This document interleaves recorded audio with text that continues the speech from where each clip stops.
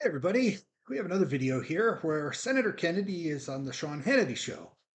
And Senator Kennedy is his hilarious self. He really gets into it here, talking about all the types of appliances that the Biden administration would like to ban, from gas stoves to furnaces to dishwashers. I mean, they're going after everything. So please like and subscribe, and let's dive in.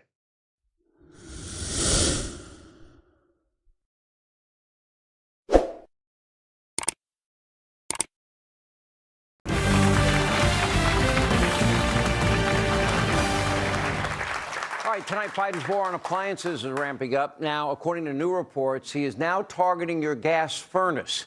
Now, with restrictions that would prohibit 40 to 60% of the residential furnaces that are currently on the market. Now, furnaces are only the latest target of the 40 to 60%.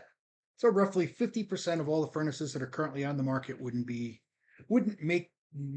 the new regulations. And my guess is that anything that does meet the regulations will cost a heck of a lot more. these Biden bans. And by the way, that means you'll all be paying more for your furnace.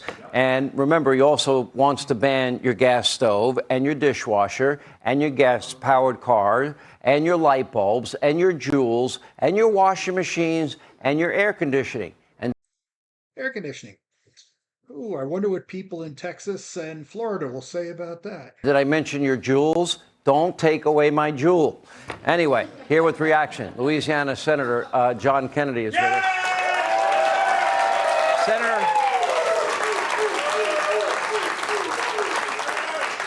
I might be a little old-fashioned, Senator, and I lived in the South. I wasn't raised there like you are, but I lived in Alabama and I lived in Georgia. Some of the best years of my life, some of the nicest people I met, and including in your state.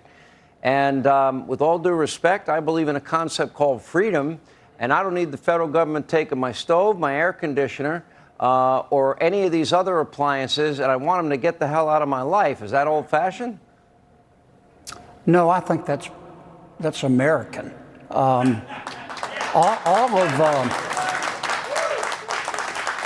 All of this is just one further indication that the Biden administration has a fatal attraction to nutty ideas.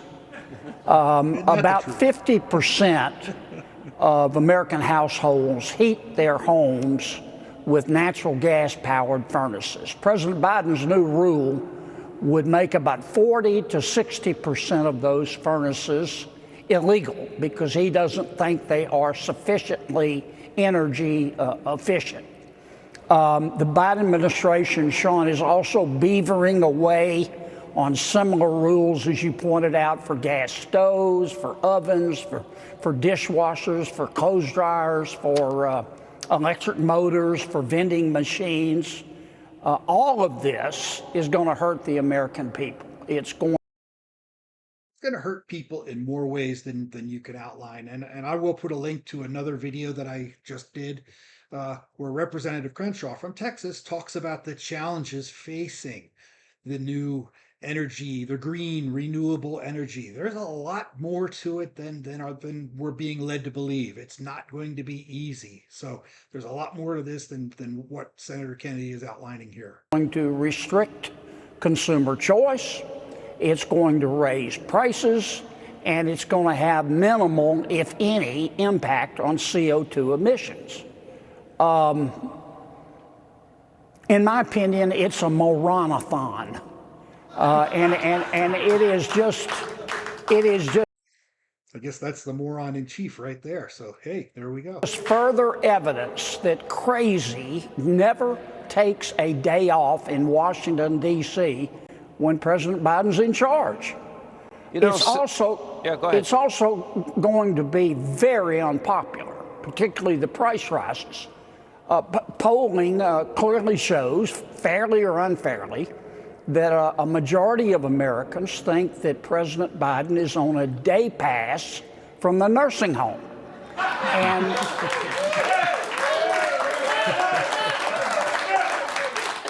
And further polling shows that at the moment the president is about He's about as popular as a colonoscopy.